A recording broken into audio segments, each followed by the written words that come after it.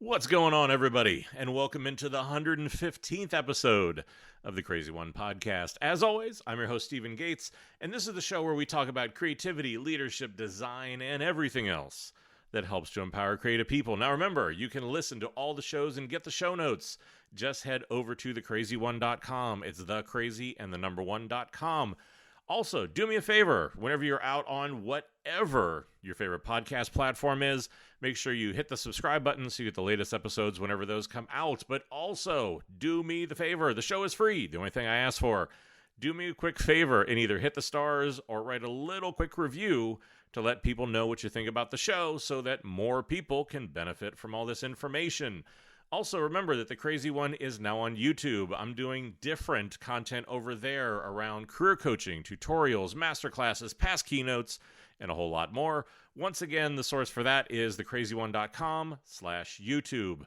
And always like to keep this interactive. So if you have any questions, want to keep up with my general adventures, you can follow me on Twitter or Instagram. And you can follow the show for more content like this on LinkedIn or Facebook. Now, over the past 114 episodes, we have spent more than a small amount of time talking about imposter syndrome. It seems to come up all the time. And one of the big things over the journey of that content is we've also talked a lot about how job descriptions are one of the biggest sources of imposter syndrome. And this is because those wonderful job descriptions ask for everything under the sun. And so many of them sound almost identical. And they are such a huge part of why the hiring process is so broken. I honestly still laugh, and I know I talked about this before, but it still cracks me up. The company that last year who was asking for 5 years of experience in Figma or XD, and those programs have only been around for 3 years. And I think this just sort of states the hilarity that this has gotten to, that in some cases, to qualify for the descriptions that are in some of these jobs, you have to own a time machine. And that just seems stupid for so many different reasons.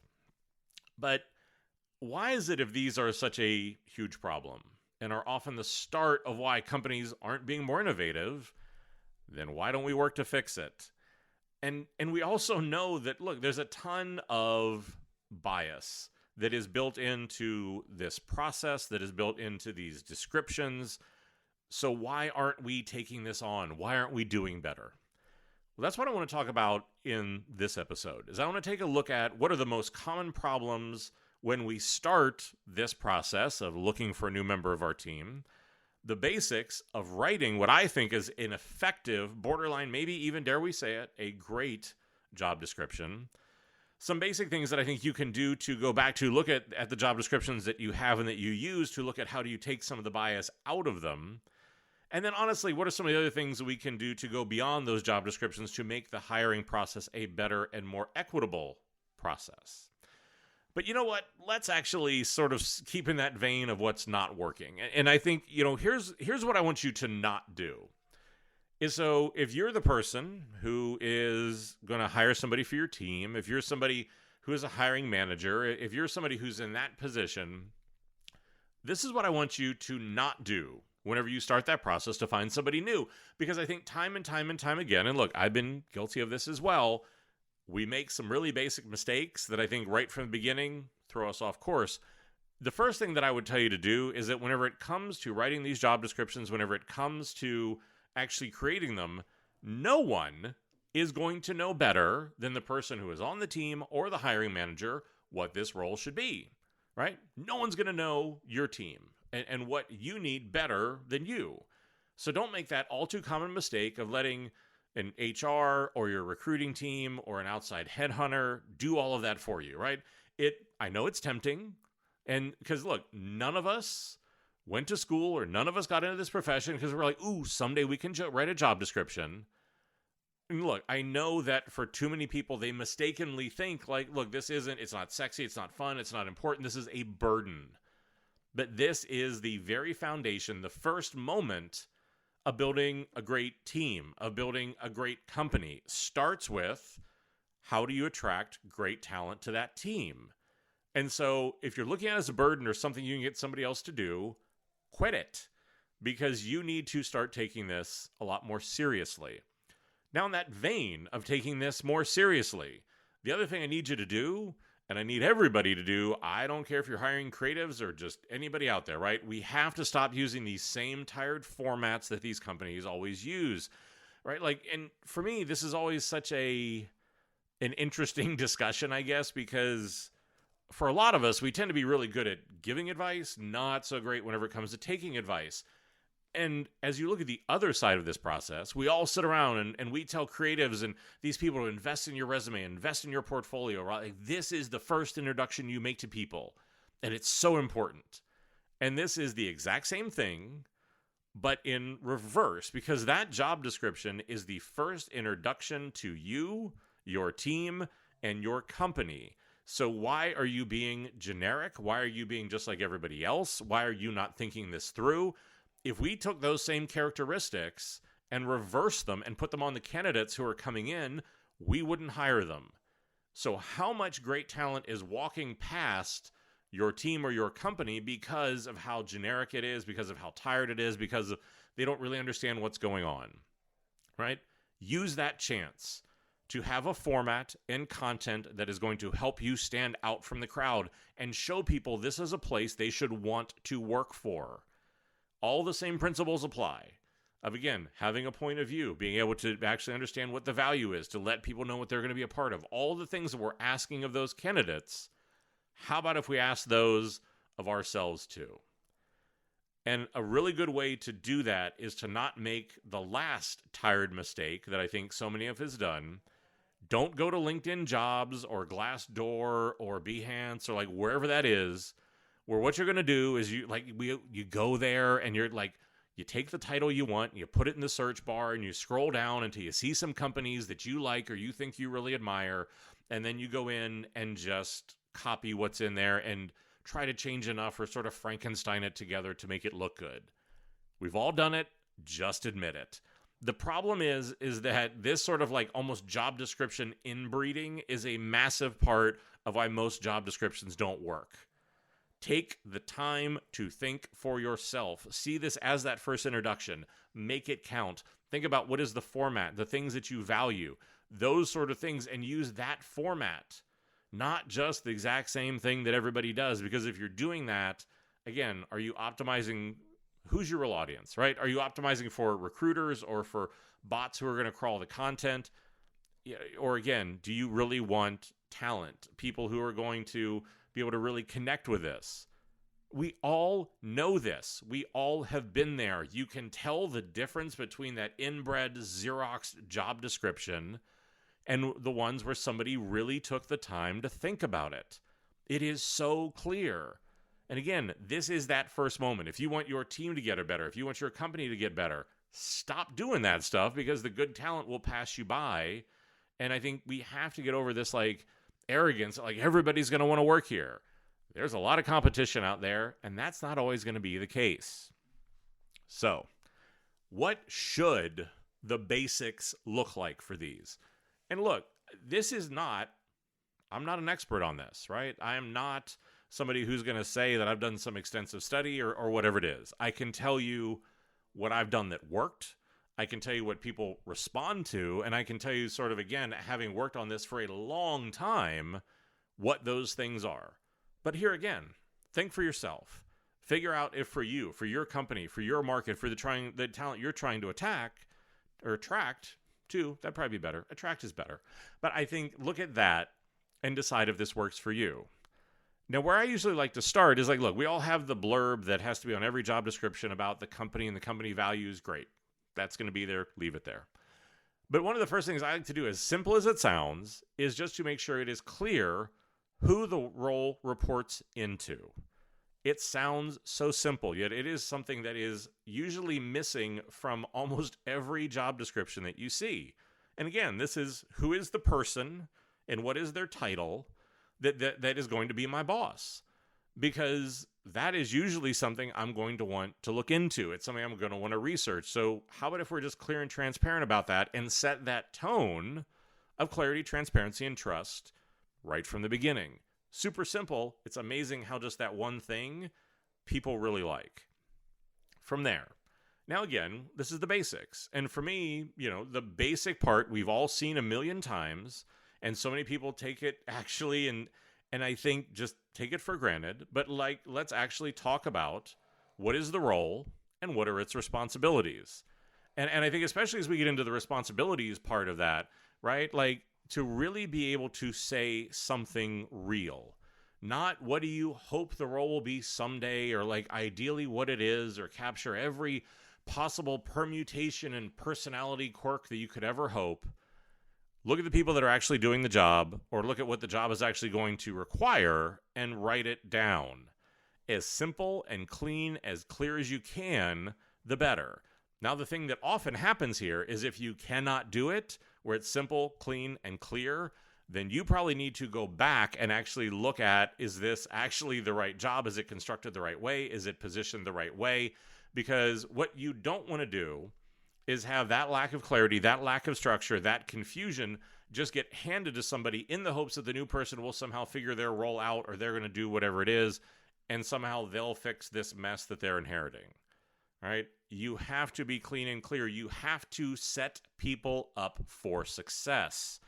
It sounds so simple, but again, whenever I look at a lot of these job descriptions, you can tell that the team doesn't understand what the role is. You can tell that they're not sure what it is. You can tell they don't even understand, again, what are those success factors going to be, because they can't list them or they won't say them.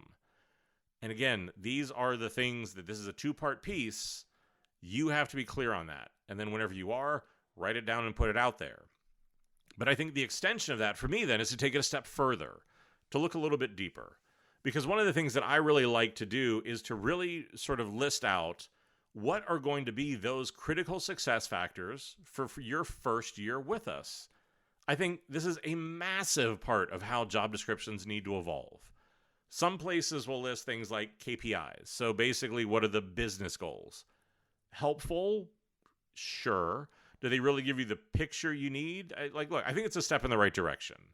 But those are business goals. And I think especially it can be hard to know how to translate those into what I'm going to do at the company.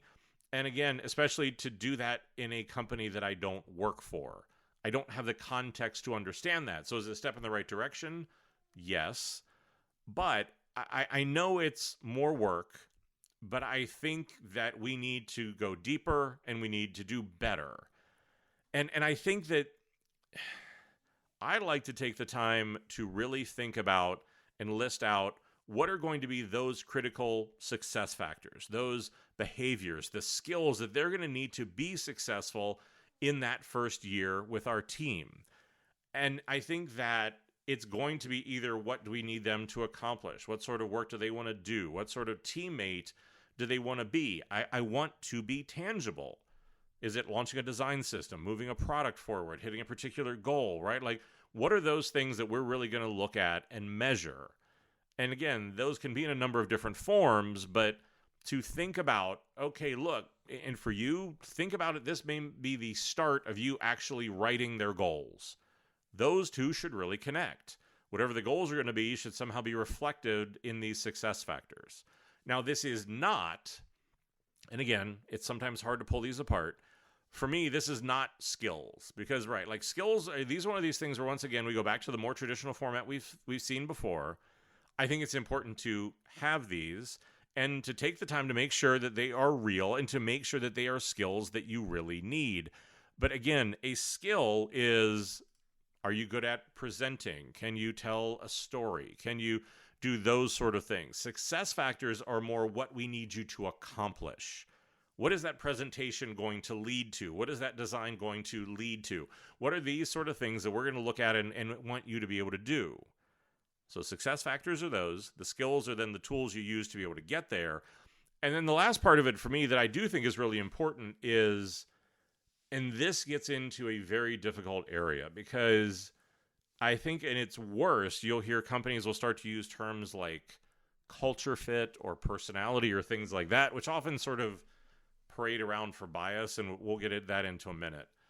But the other thing that I really like to do, and this usually is sort of the biggest section of any job description I try to put together, are what are the characteristics you'll need to demonstrate every single day? What do I want in a member of my team? What do I want as a coworker? What do I want as a member of this company? And this is a really important part for me, is I think, like, I like to hire for grit, creativity, passion, because look, for me, I know that I can teach other things. I can teach you how to use an app. I can teach you what a process is. I can teach you those sort of things. But whenever it comes to those sort of characteristics you want every day, grit, enthusiasm, optimism, these sort of things are very, very difficult to teach and tend to be more of what we'll describe as softer skills. Now, I think this is where you want to define what really matters and what are the things that, again, you really want in people, because then they're really going to thrive. Now, these things also, once again, can't be science fiction, right? These need to be real attitudes, real approaches, real morals, things that we're going to evaluate in the interview process, but things that, again, we're probably going to look at and coach and need as a part of the team. I'll give you an example. One of the ones, if you've listened to the show for any amount of time or been around me, like one of the ones I always really love is that you walk your talk. And so this is literally taken from one of my job descriptions. It says, walks your talk. A person of humility and integrity consistently acts in line with a clear and visible set of values and beliefs. You can walk your talk and are direct and truthful, but at the same time can keep confidences. That, for me, is a characteristic.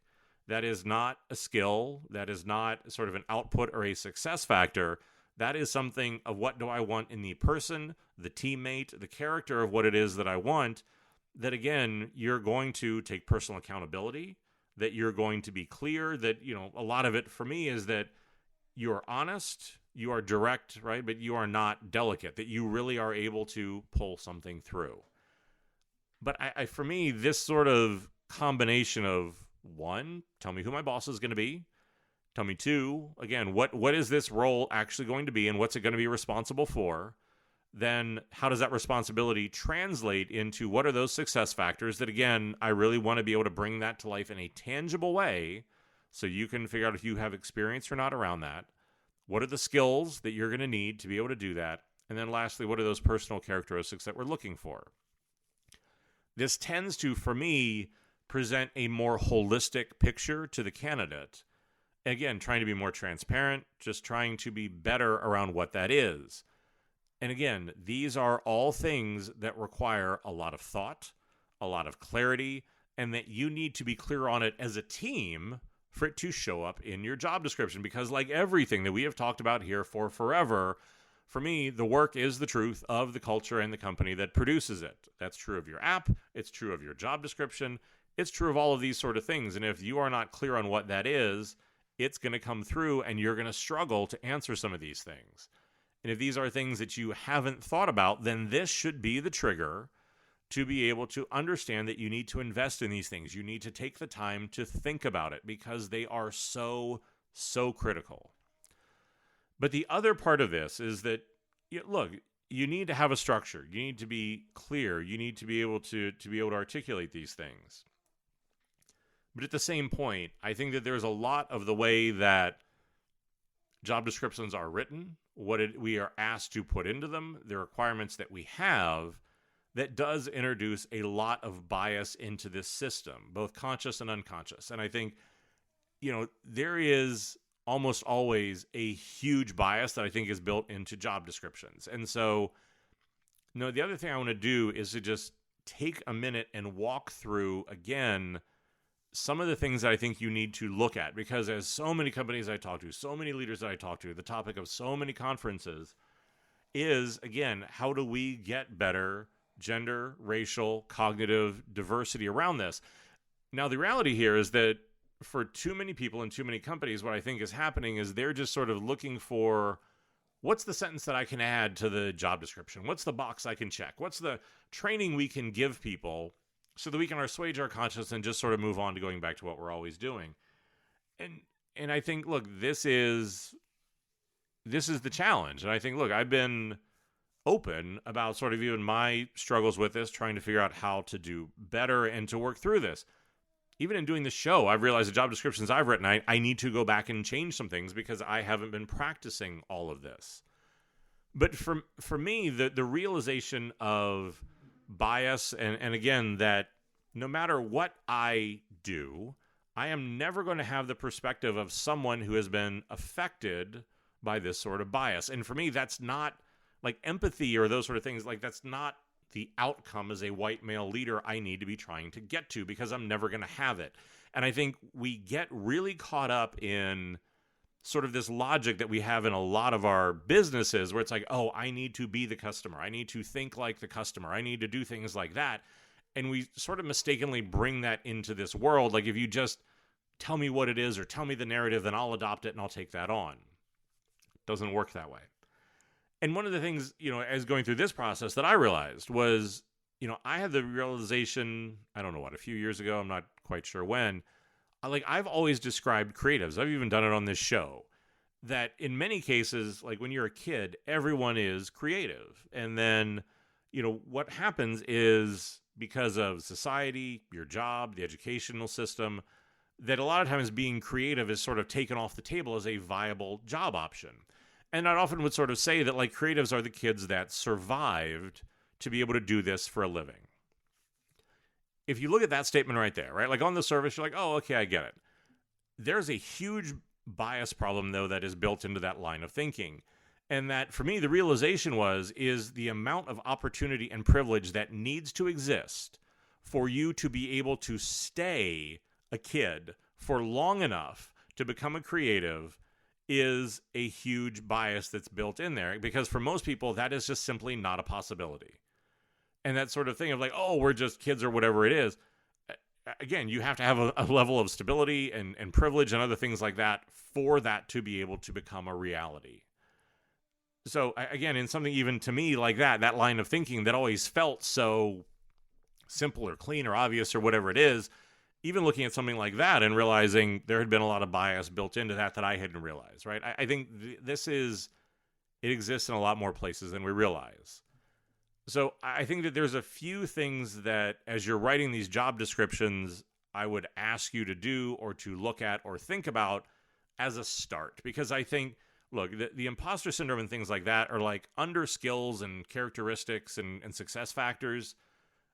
Realistic would be nice, right? Like, not that you need 20 years of every program or every application and, you've been an engineer for 20 years and, you've worked at CERN and doing some sort of research, like all that ridiculous sort of homogeny that happens out of that. For me, the imposter syndrome just comes out of reality in writing those job descriptions. The bias comes into that if you want better gender diversity, racial diversity, cognitive diversity, there's some things that you're probably doing that you need to think about or you need to stop. One of them, simple, is to make sure that you're using either gender-neutral titles or check the pronouns in the descriptions in those job descriptions. Because there are certain words that are gendered and imply a gender for your role, and in some cases you may not think about them necessarily that way. Because I can't tell you the number of job descriptions I've seen where you see terms like guru or hacker or rock star.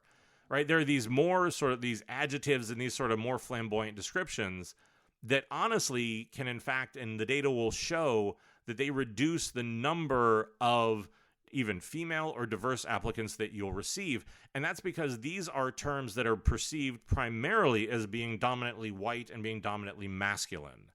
And therefore, again, when they are then geared towards a white male candidate. And so obviously then in turn, the number of female and diverse applicants who are going to apply goes down greatly. So try to dial it back on those sort of adjectives. Check the pronouns, because I can't tell you the number of times I felt like I was going to lose my mind because I read a leadership description and it uses the word he, right? That's not even a subtle bias, right? Like, that is just an active, open, conscious bias whenever you refer to leaders as he. So to go back and think about these things, and again, to just be careful and be mindful of using those sort of words. Now, again, I think that especially, around the superlative piece there a little bit more, because I think when you remove those superlative phrases and the words from the job descriptions, you're going to end up with a wider group of people applying for the role, right? Like, we all want to employ somebody who is flawless, superb, prodigious, first rate, formidable, unique, unsurpassed, right? But I think that those sort of things put a lot of people off from applying. So, again, whether it's the adjectives, the rock star, the hacker, first rate, prodigious, superb, just try to stick a little bit more cleanly to what it is you need. Because again, I think these are all things that will discourage the people that you want from applying to your role. Now, the other part we hit on a little bit, but I think that just to go back to it again, to be clear, be frickin' realistic about and limit the number of requirements. Because I think the more in-depth and the more specific a job description is, the less likely a qualified or near qualified person is going to apply for it. Because the thing that you see is that time and time again, whenever you have this crazy amount of requirements, this crazy amount of prescriptive, basically white men are the only one who will apply to it. And so for me, this is where we also need to look at not only limiting those number of requirements, but to reconsider many of the major requirements that we've had. And again, I think that this is often a huge bias that is built into when we ask applicants to be able to have things like either a college education, a particular years of experience in a particular field, experience in a particular industry. These are all things that, again, are the construct of privilege, that there have been so many designers who didn't go to college or didn't graduate college. That should not be a success factor. You're seeing, thankfully, finally, companies like Apple, Facebook, Google start to remove these requirements. Again, years of experience. That is sort of an arbitrary number where, yes, I understand the intent is to say that there is real experience, but how about if we look at that differently, or to be able to, again, put a number on it? Because even I have to laugh at some of the ones that I get of, I've talked here before about a bank who had reached out to me. It was somewhere in the Midwest, mid-sized bank, who said that I had to have a college degree and 20 years experience in banking and like all this crazy stuff. Normally I let these go, but like I've started to write back and sort of get angry about this, because for me, that was where it's sort of comical, because what they're asking for, not only did I not have any of those things, don't have a college degree, never worked 20 years at a bank, but I'm still fairly certain I would have been overqualified for the job. But as I looked around, actually none of the other major heads of design at any other banks that I know have those either. And so again, there has to be reality. This is why the people who are in these jobs, the people who are going to be the leaders, have to get involved. Because if not, you are letting people write this shit that don't understand what they're saying. And that's a huge problem. Now, there are two tools that I think can hopefully help you a little bit as you go through this. I'll put the links to both of these in the show notes. But one of the things that I think is really good is like take some of your job descriptions and run them through one of these two tools, because they will look at it for bias. They're going to look at it for a lot of these different things. One is a company called Textio. So text and then the word IO is one word. Textio is one. And another one is called OnGig. I get no compensation from either one of these. I don't know anybody at these companies. It's just I've used both of them and found them very helpful. So again, like this is not a paid promotion or anything like that. Those are just two tools that I've used that I think help me catch things that are in there where, again, I'm building bias into my job descriptions and I don't realize it. But I think that those are all of the things that we can do around a job description to try to make them better. But look, I also don't want to leave this show and sort of leave this topic without also knowing that, look, there's a lot more that I think we can really do in this hiring process, that even if you just do it for your team and your company won't do it, you can set certain standards for your team that will help. And this is beyond that job description. I think these are things like, will you require a certain percentage of either a particular gender or, again, of people of color or things like that have to be part of the candidate slate before you will hire a position. Being from Pittsburgh, if you're a football fan, like in football, they've done that as the Rooney Rule, where you cannot hire a new coach unless you have talked to an X number of minority coaches first. For me, this is one of those things where it's like, look, we have to make sure, and we are holding our partners in HR and recruiting accountable that we are bringing in those candidates to be able to do it. And then past that, we need to look at how are we evaluating them. Again, getting rid of college education, years of experience, industry experience, good start. But I think other things to make sure you are going blind, into resume reviews, that this is something where, again, you aren't keying on a company or that they went to a particular school or that their name sounds a particular way, that it almost is one of those things where if you just looked at the work, if you just looked at who they were, is that enough? And again, to pull some of those other things out to be able to do that. Another part of that is to not only go in blind, but to do it in a consistent way.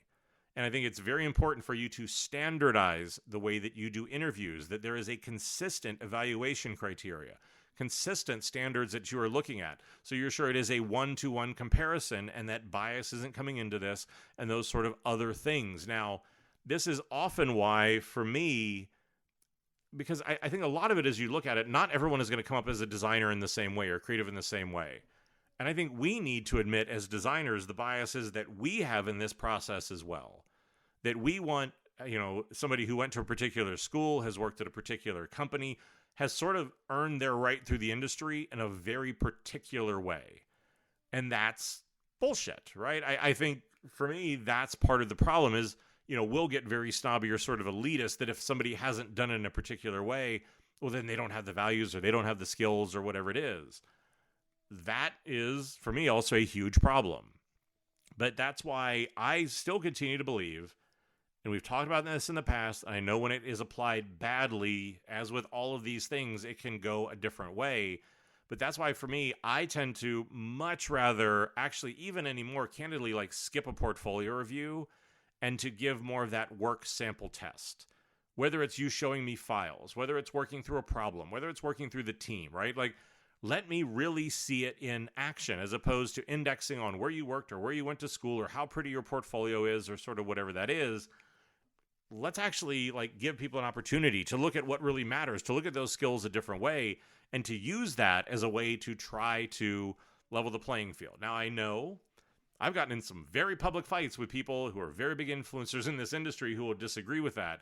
And they're sort of like, oh, you should reach out through your network or you should do those sort of things, right? I never see companies hire in a more diverse way through that.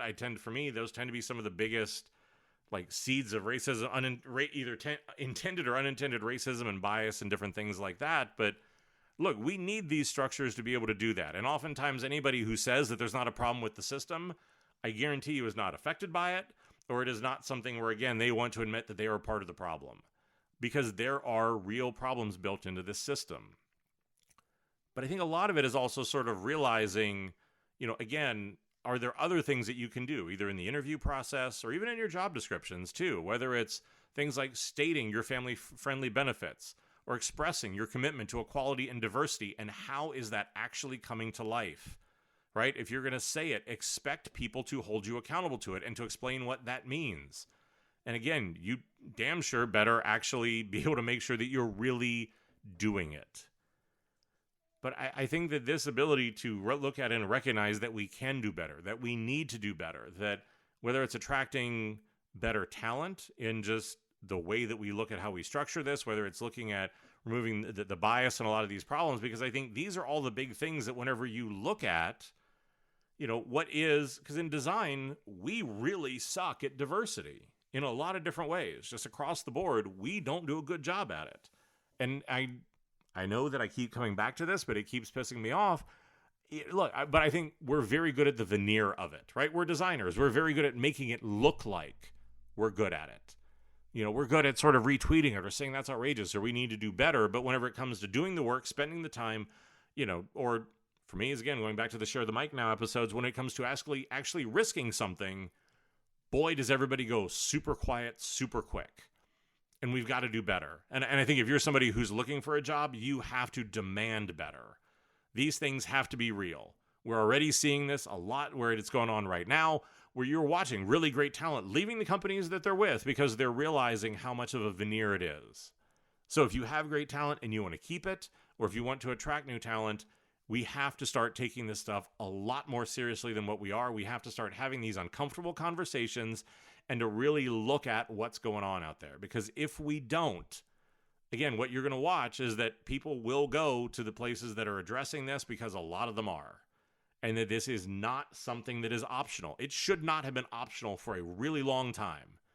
But this ability to look at this and to really concentrate on it is the foundation of so much that is still so broken.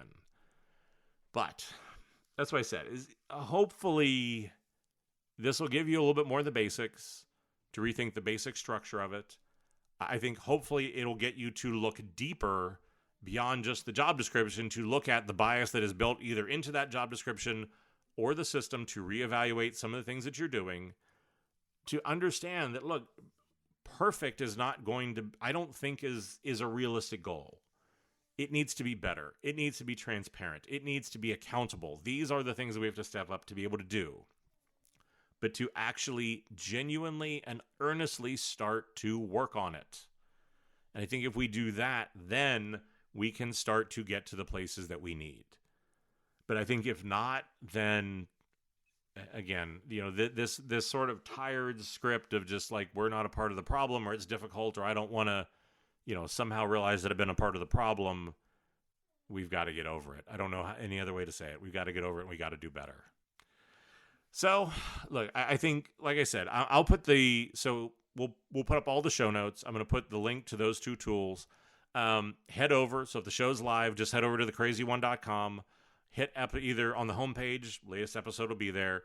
If you're catching this episode a little bit further down the line, just go to episodes, go down to 115. You'll see it there. Usual things, right? Subscribe, leave a review, all that sort of stuff that feels frivolous and stupid to say after a topic that is this heavy. But we will get in the mandatories of, as always, everybody down in legal wants me to remind you that the views here are just my own. They don't represent any of my current or former employers. These are just my own opinions. And finally, I say it every time because I mean it every time, but thank you for your time. I know that time is truly the only real luxury any of us have. I was incredibly humbled that you want to spend any of it with me. So, if you want to make your team better, you want to make the world better, you want to actually be able to start to create the innovation that we all start talking about, go out and look at your damn job descriptions. Go out and look at how to make them better. Take the bias out of it. Look at that structure. If you've got things that are working and things like that, look, send them over to me. We can do an office hours on this. We can put it online. We can come together and have a bunch of best practices. Or if those, exist, send them over to me. I'm happy to post them. I want, again, more people to be able to talk about this and be comfortable talking about this. So go out, do better, and as always, stay crazy.